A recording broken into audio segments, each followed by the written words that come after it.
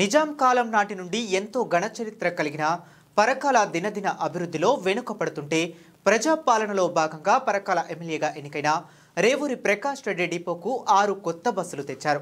గత ప్రభుత్వ హయాంలో పరకాల డిపో ఉంటుందా ఊడుతుందా అని ప్రజలు ఆందోళన చెందగా డిపోను కాపాడుకునేందుకు ప్రజలు ఉద్యమ బాట పట్టాలని నిర్ణయించుకున్నారు. దీంతో అప్పటి పాలకులు డిపో ఎక్కడికి పోదు ఇక్కడే ఉంటుందని చెప్పినప్పటికీ డిపో నుండి బస్సుల తరలింపు ఆగలేదు. నూతన బస్సుల రాక ప్రారంభమైంది. ఏడాది గడవక ముందే 21 కొత్త బస్సులు తీసుకువచ్చిన ఎమ్మెల్యే మళ్ళీ ఇప్పుడు 6 కొత్త బస్సులను తీసుకొచ్చారు. దీంతో డిపోలో బస్సుల సంఖ్య 57కు పైగా దాటింది. పరకాల అభివృద్ధికి సిద్ధాంతపరంగా పాటుపడుతున్న ఎమ్మెల్యే ప్రకాష్ రెడ్డి పనితీరును ప్రజలు హర్షిస్తున్నారు.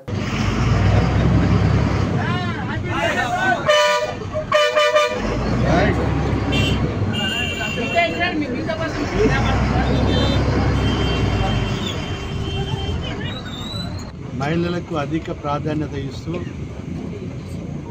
7వ డిసెంబర్ 7, 2024 నాడు 23 నాడు ప్రమాణ స్వీకారం చేస్తే 9వ తారీఖునే మహిళలకు ఉచిత బస్సు సౌకర్యం కల్పించడం, వారం రోజుల కింద ఒక ప్రోగ్రాం కూడా జరిగింది. 200 కోట్ల మహిళా సోదరిమణులు జీరో టికెట్ను చూపడం జరిగింది. అంటే ఇది ఒక చరిత్ర.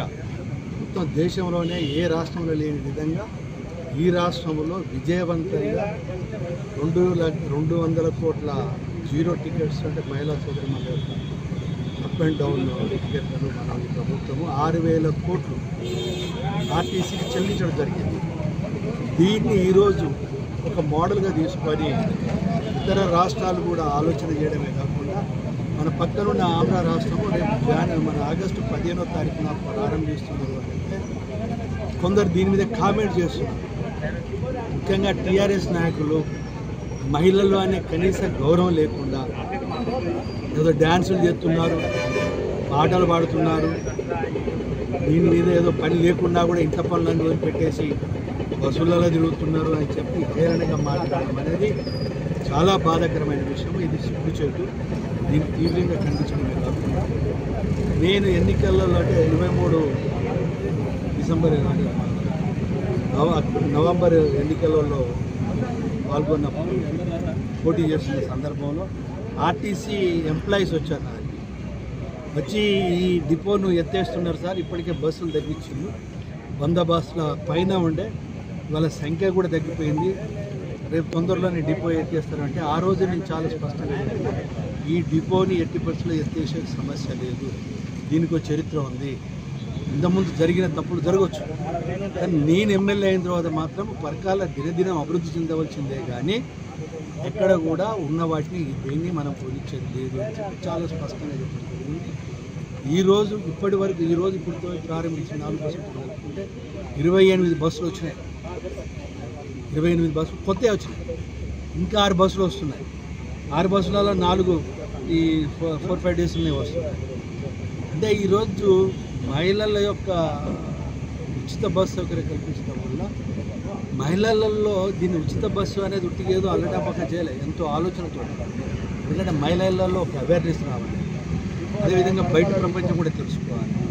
దాని ద్వారా ఏంది అని అంటే వాళ్ళ అభివృద్ధి చెందడమే కాకుండా సమాజం అభివృద్ధి చెందడానికి, రాష్ట్ర ఆర్థిక పరిస్థితి అభివృద్ధి చెందడానికి కూడా దోహదపడాలని చెప్పి ఉద్దేశంతో చేయడం జరిగింది.